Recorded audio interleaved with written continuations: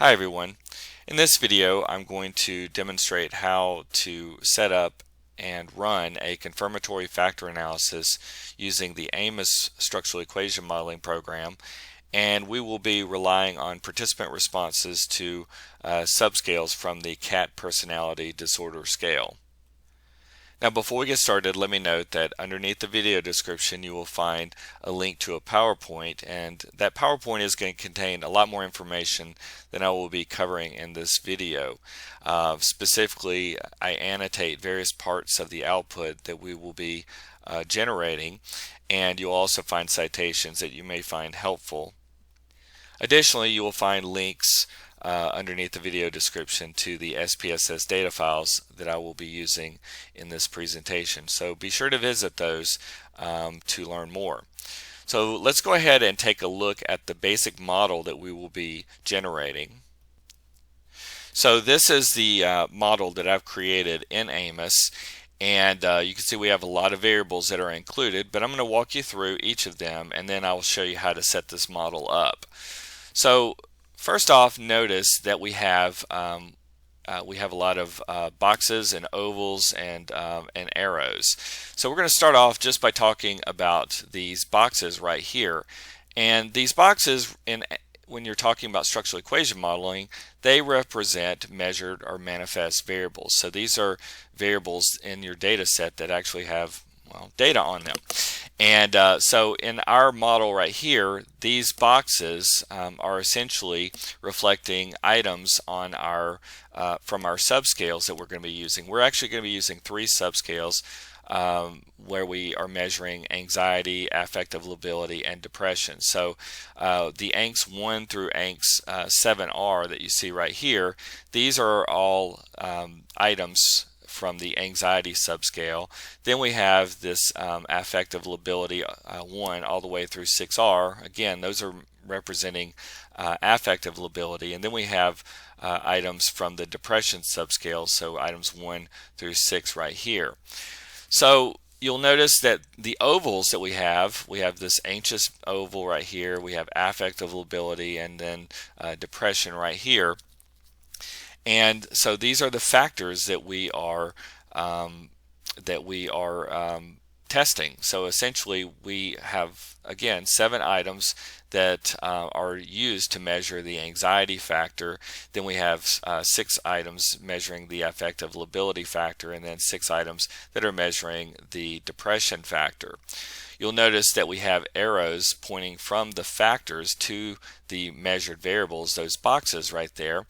And so the basic idea with our factor model is that we are trying to explain the covariation among responses on our measured variables as a function of those latent factors. So that's why the arrows are pointing from the factors to those manifest variables that we have shown right here.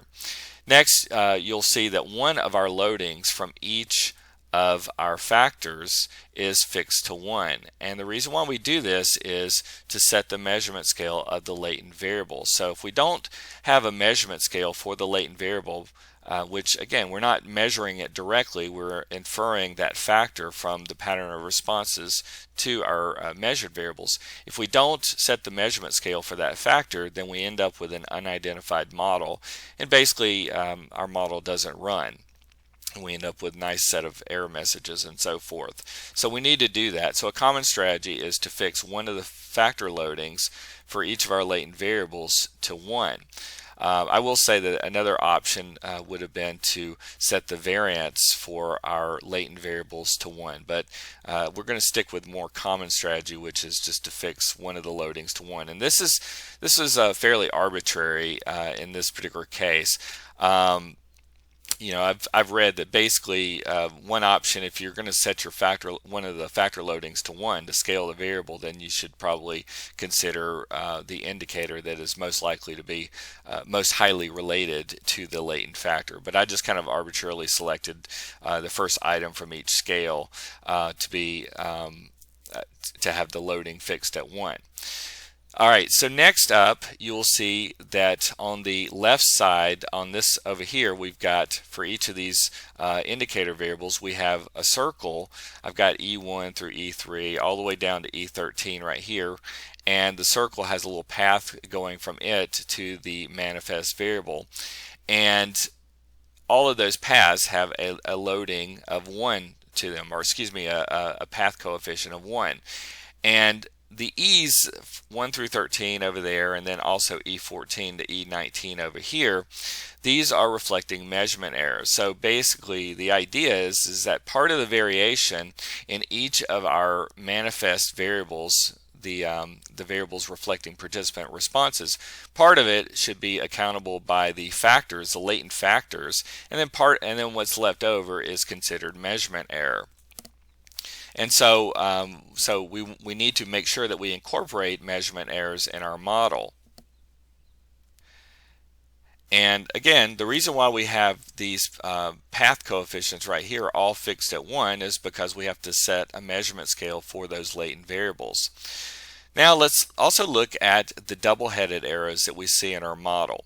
So you'll see right here we have a double-headed arrow between anxious and depression, and between depression and affective lability, and between affective lability and anxious. So these are reflecting correlations or covariances between the latent factors within the model. So when you're drawing an Amos, the double-headed arrows are going to reflect correlations or covariances between variables.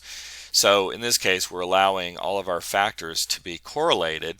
And then over here, you'll see that we've got double-headed arrows between some of our measurement error terms. So this is reflecting the idea that maybe there's some correlation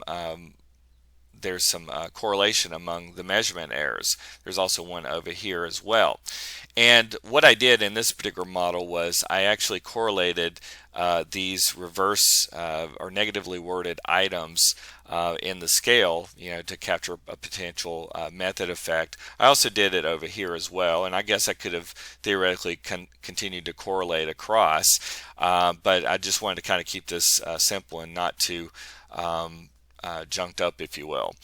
All right, so now let's go ahead and draw out our model. The other thing to kind of note too, before we start that, is over here on the left you'll see we have all of these icons, and these icons are what are used to draw out our model. So and what we're going to be doing is using these icons. We're going to select them. They're basically little buttons, and we're going to use those to draw into the white space in the center of the screen. So let's go ahead and set up a new file, and we'll walk through drawing out our model. Okay, so here we are. We have an unnamed project at the very top. That's what it says. And so what we're going to do, you'll see that we have this white space in the center, and that's where we're going to draw out our model.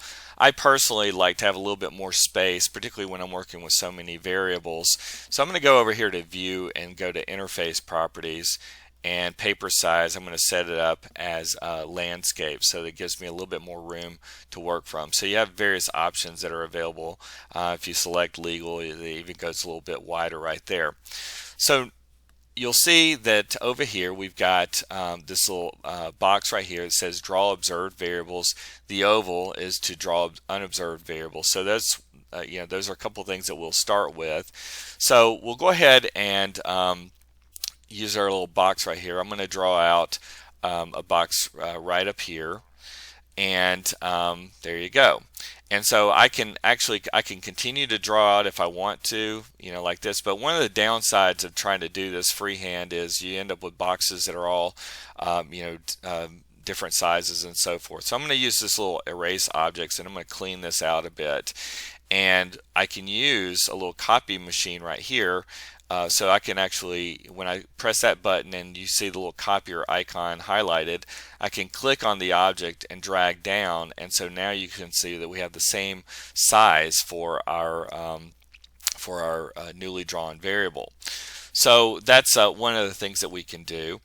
Now I can also set it up where I can go ahead and draw out the error term for these variables, and I can, by the way, I could continue to draw these on out, but I like to kind of save a little bit of time by using this little icon right here, I can draw out my error term. So I can click on that button, and you'll see that when I highlight over a given measured variable, I can click on it, and so you can see that I can rotate this around, and this is giving me the measurement error for that particular indicator variable. I can do the same thing right here, just kind of rotate it around, and that gets me that indicator variable. Another useful tool is it's still kind of a pain in the neck to have to continue to redraw these throughout. So one of the things that I like to do is I can select all of these objects right here and then use the copy machine, and then I can start drawing out more of these all at once. So you can see there's some right there, and I can just kind of continue drawing this on out. And so it just saves a whole lot of time when it comes to trying to draw out your model. Okay, so now you can see I'm just kind of restarting this after kind of redoing this a little bit. You can see now I have 7 manifest variables, 7 error terms that are drawn out. And at this point, what I'm going to do is I actually have 13 items that was on this side of my diagram. It doesn't really matter where you put these, but I want to kind of show you another little trick, which is because I need just one more item and measurement error, I'm going to click on this little button right here. It says select one object at a time. And so I can, when I click on it and then click on objects right here, you can see they all show up in blue, and I can use my little copier right here and pull this down as well. So what I was showing you before, we were using the select all objects button along with the copier right here to create multiple objects. In this case, I just use the select one object at a time and then use the copier to get that last item in there. Alright, so now I'm going to do the same thing on the other side. And so what I'll do in this particular case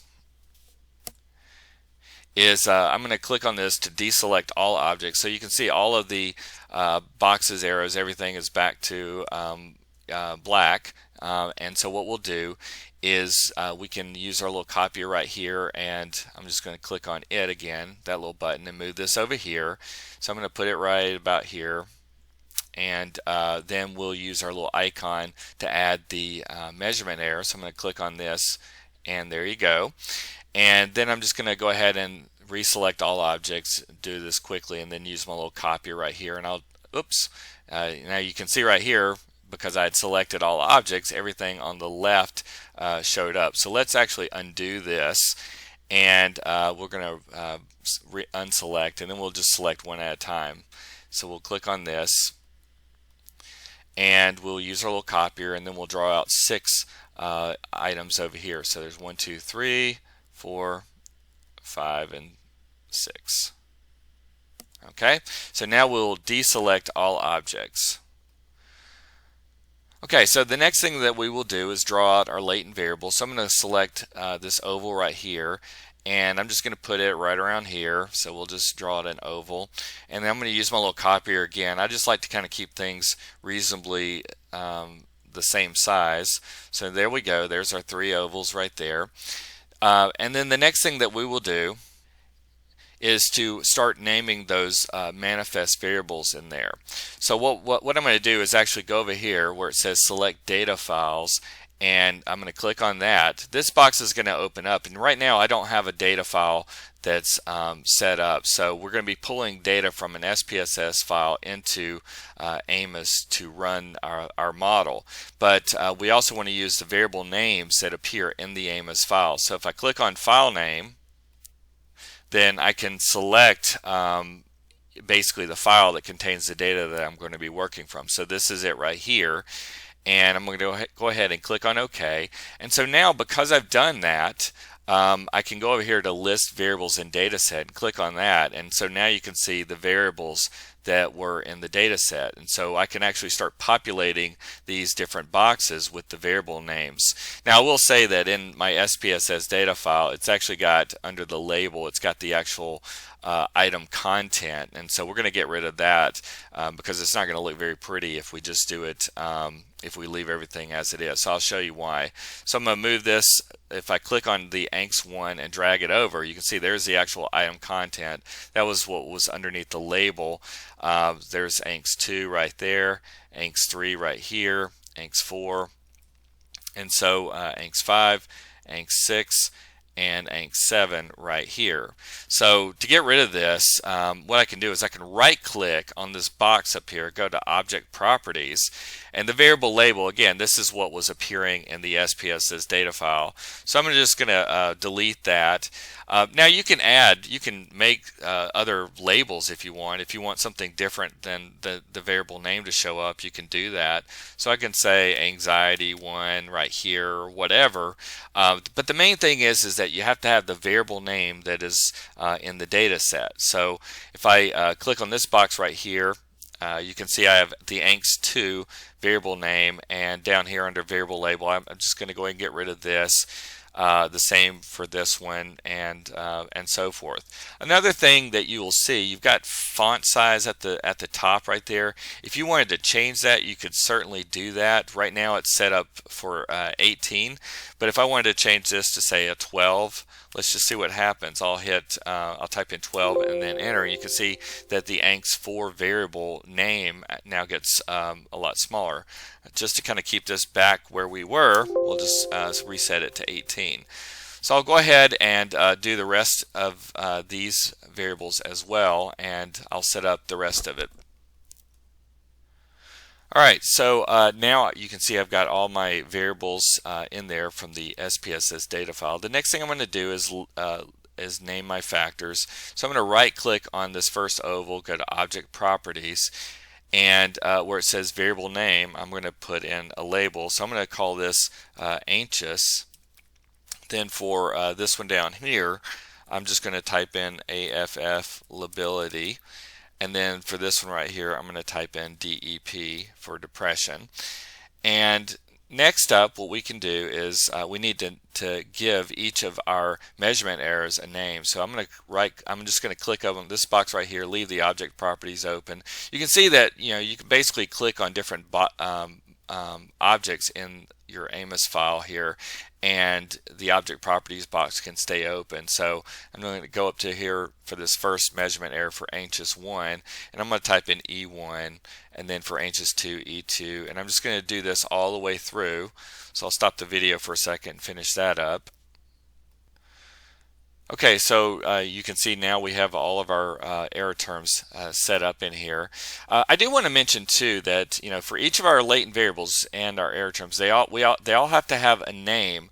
But like this variable right here, the affective lability, let's say I don't really like that particular name as laid out. Unfortunately, the variable name, you cannot have any kind of spaces or anything like that. But we could go down here to variable label. If we wanted a little bit more description, we can just type in affective. I'll even hit enter right here in lability so you can see what that looks like. So now what we'll do is we will go ahead and set up the paths from our factor loadings for each of the latent variables. So what I'm going to do is select this little this arrow right here. It says draw paths. It says single-headed arrow. So I'm going to click that button, and so then I can just start drawing out the paths for from the latent factor to each of the manifest variables. So each of the variables that are going to be loaded onto that factor. So you can see right there, there's anxious with the items 1 through 7. Here's the affective lability right here. So we'll go ahead and do that.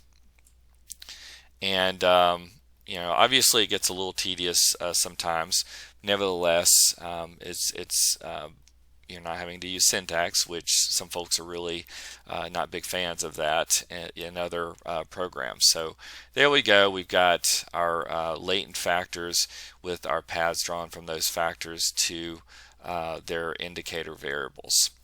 So now what we'll do is we will go ahead and draw in our correlated our correlations among the latent factors. So I'm going to go up here to this button. It says draw covariances, double-headed arrows. So I'm going to click on that button, and so you can see that there's the first one, there's the second one, here's a third one. Just kind of FYI, if we had drawn it the other way, in this case right here, then we would have gotten from anxious down to affective lability. You can see it looks, the arrows the opposite way. I personally like everything a little bit cleaner looking, so I'm going to go back and reset this right here. Then we can draw in our correlated errors. So over to the right, I'm going to draw a correlated error between depression 5 and depression 6. So I'm going to go from 18 down to 19 right there, so you can see a little double-headed arrow up here. And then between 5 and 6, I'm going to draw a little correlated error right there. And then I want to draw correlated errors between the affective lability 5R and 6R and the anxiety 7R. So you'll notice that if I use my little double-headed arrow right here and try to draw this, it kind of goes off of the page. It doesn't look quite as nice. And so what I can do is I can go down here where it says resize the path diagram to fit the page. If I click on that, you can see it gets a little bit smaller, and so now we have everything appearing on that page. Okay, so now we want to run our model. So you'll go over here to this box that says analysis properties. We can click on this, and under the first page you'll see we've got this estimation tab, and the estimation approach, it says maximum likelihood. That's the default. And you'll see this little button right here. It says estimate means and intercepts, and that's going to be really important when you have missing data on your variables, which I actually do have missing data on my variables. And if I try to run the analysis with missing data and I don't click on that, then I'm going to end up with an error message. So I'm going to click on that. Under output, I'm going to click on standardized estimates and squared multiple correlations. So basically, the first part of the output that you're going to see is going to contain unstandardized factor loadings, and the double-headed arrows will be covariances. If I click on standardized estimates, then the factor loadings will be, in standardized units, and the double-headed arrows will be correlations. So that's pretty much what we're going to stick with right here.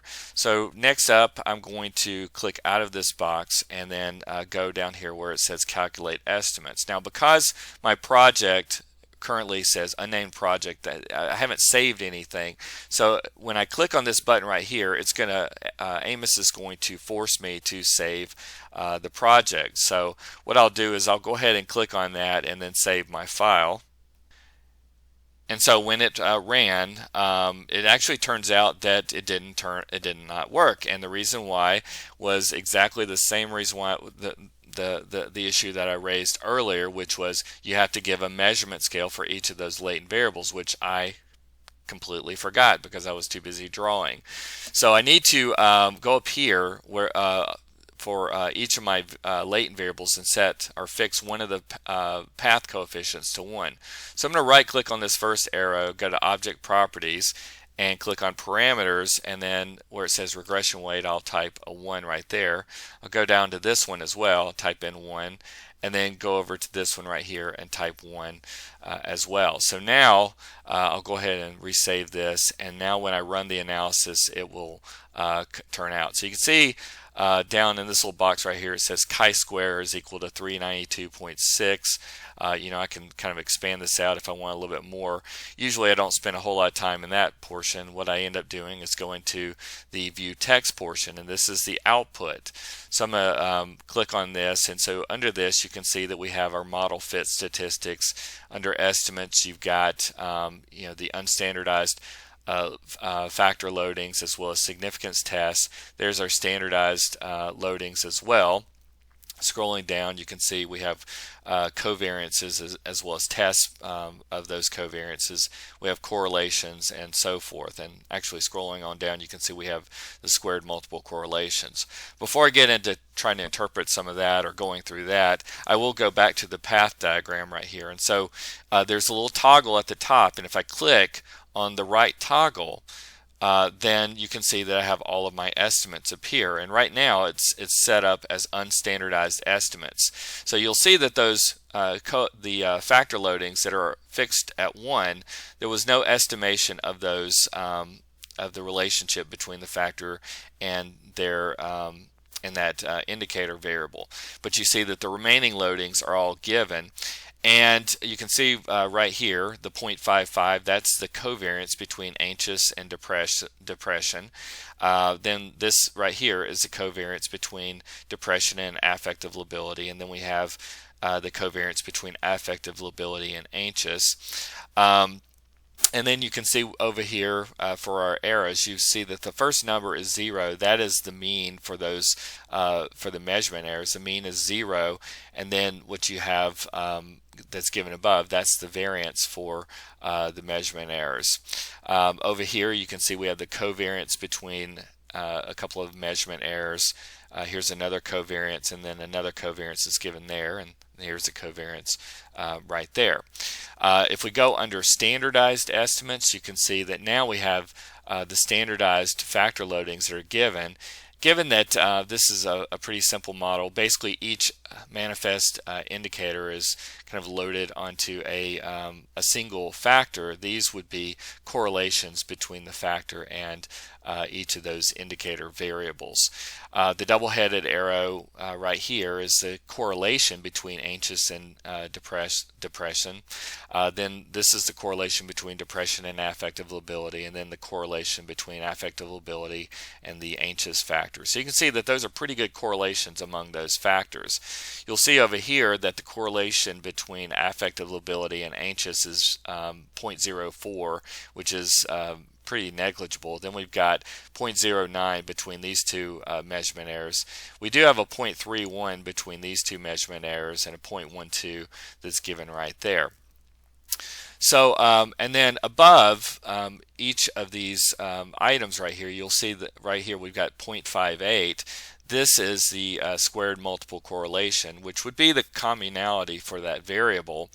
And so, in other words, the anxious variable is accounting for about 58% of the variation in the responses to the anxious 1 variable. We have 0.67 right here, so anxious is accounting for about 67% of the variation and so forth. If I want to clean this up and get rid of some of these extra values, let's say I don't want the squared multiple correlations, I can right click on that box, go to object properties, and if I go under visibility right here, I can click on this button right here that says show parameters, and then it goes off, and then I can just basically keep doing that throughout if I want to get rid of that to kind of clean up my diagram. Okay, so the next thing I want to do is to show you what will happen if I run the analysis, if I've got missing data, which I do in this particular data set. What will happen if I don't click on that button for estimate means and intercepts. So just show you really quickly, I can just toggle back here to the original path diagram. And let's say that I go back under analysis properties and click on estimation. And I'm going to click this off right here. And I'll leave it up and just go ahead and run the model. I click on calculate estimates, and you can see I get an error message, and it says in order to analyze data with missing observations, you must explicitly estimate means and intercepts. So that's why this is so important. If you have missing data on your variables and you run the analysis without clicking estimate means and intercepts, it won't run. So now when I click on it, now it runs. Okay, so now let's go back into our text file, open this up and take a look at it. So I'm going to click under Model Fit, and you'll see under Model Fit Summary, the first set of fit measures, we have the chi-square value that's given right here. This is the degrees of freedom for the model, and then we have a p-value. And So conventionally, if the chi-square test is indicating statistical significance, then that would be an indication that we have poor fit. Basically, what we're doing with the chi-square test is testing whether there's a significant difference between the observed covariance matrix and a model implied covariance matrix. So if this is statistically significant, then that would be an indication of poor fit.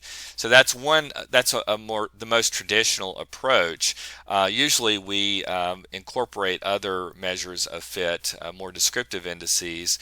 So I'll be talking about them next. So we'll move into the first set of sort of descriptive indices. We've got the CFI.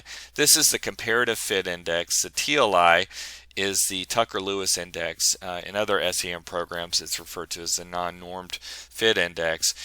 We have these other comparative fit indices as well, but we're going to mainly focus on CFI and TLI in this talk. And basically, CFI and TLI values that are at or above 0.90 would be considered indicative of at least an acceptable fitting model. Ideally, these values would be 0.95 or above, but the scales for these indices is between 0 and 1. Although it's possible to have values that are slightly above 1. But so in both of these cases right here, you can see that the values are above 0.90, which would be signaling at least an acceptable fitting model.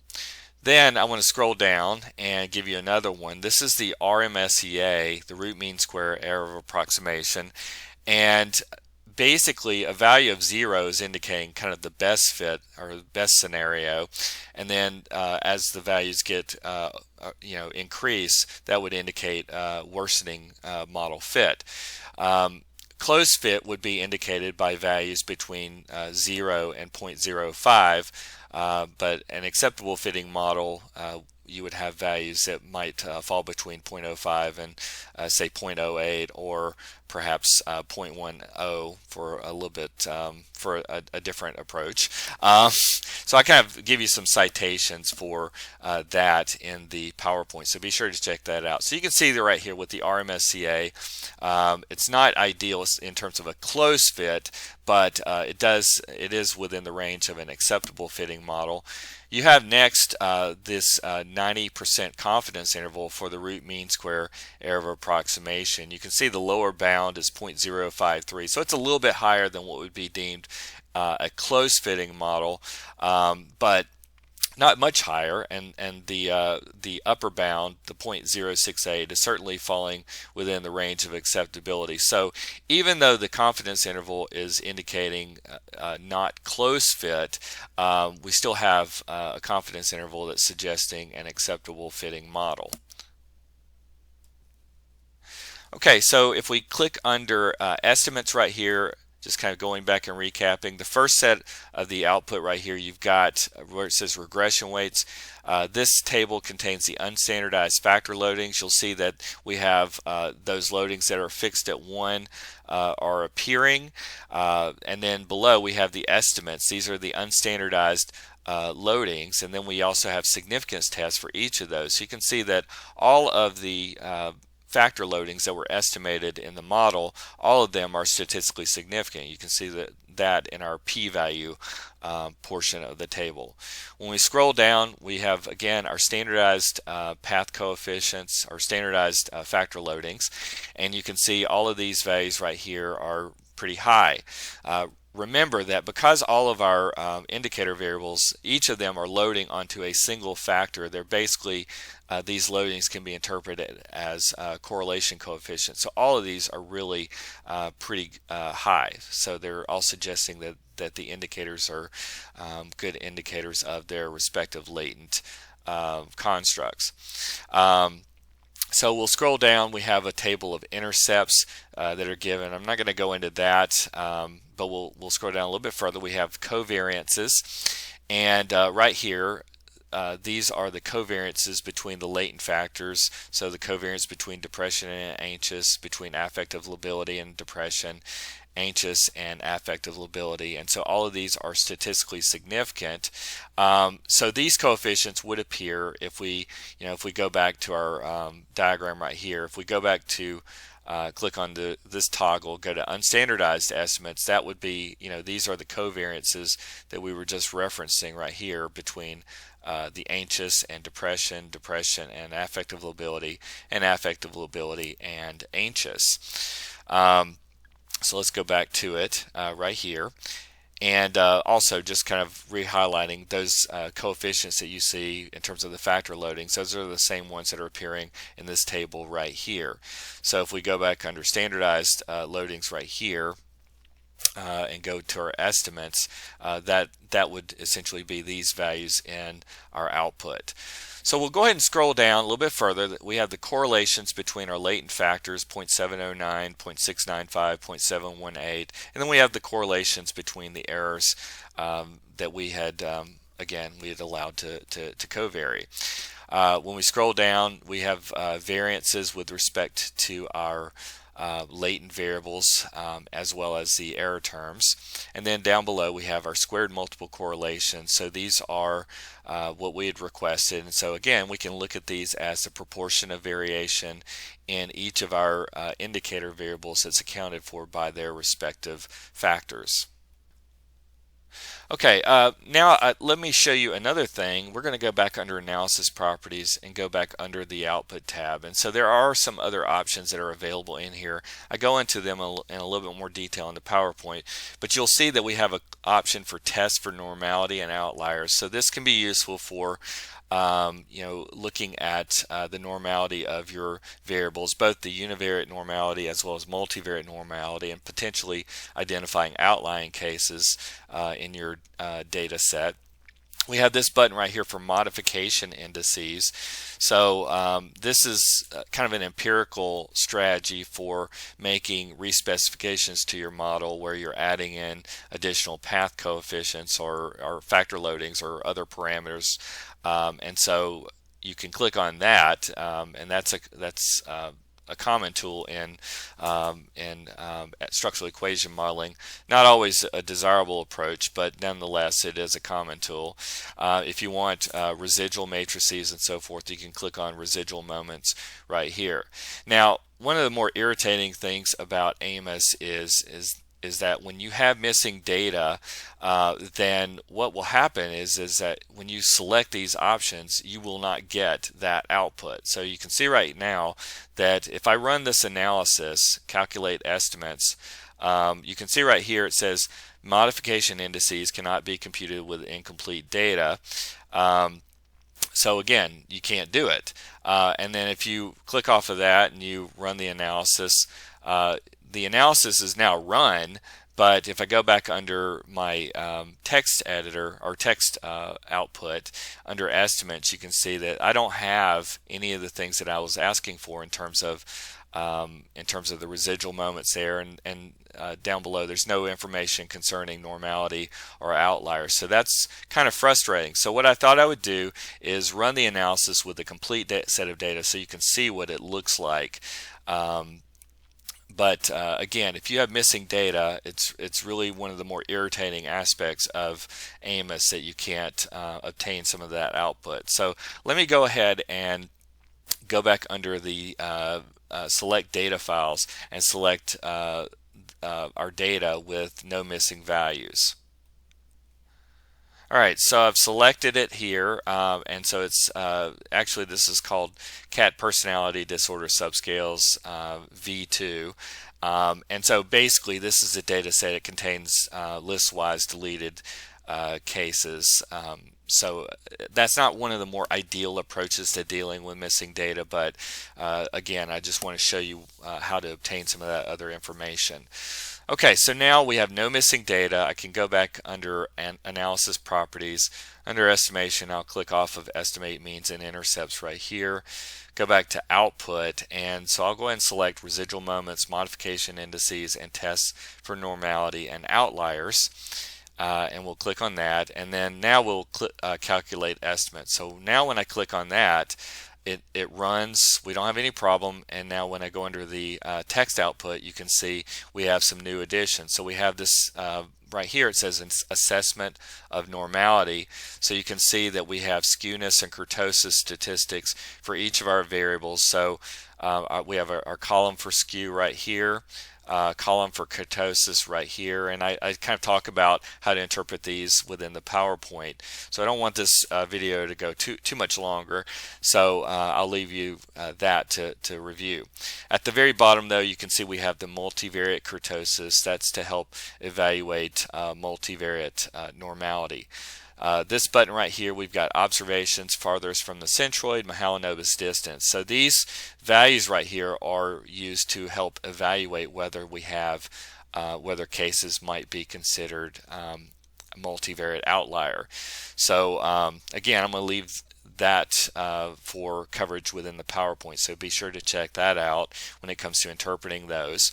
And then under estimates, when I click on this and then go to matrices right here, you can see we have a residual covariance matrix, and then down below we have the standardized residual covariances.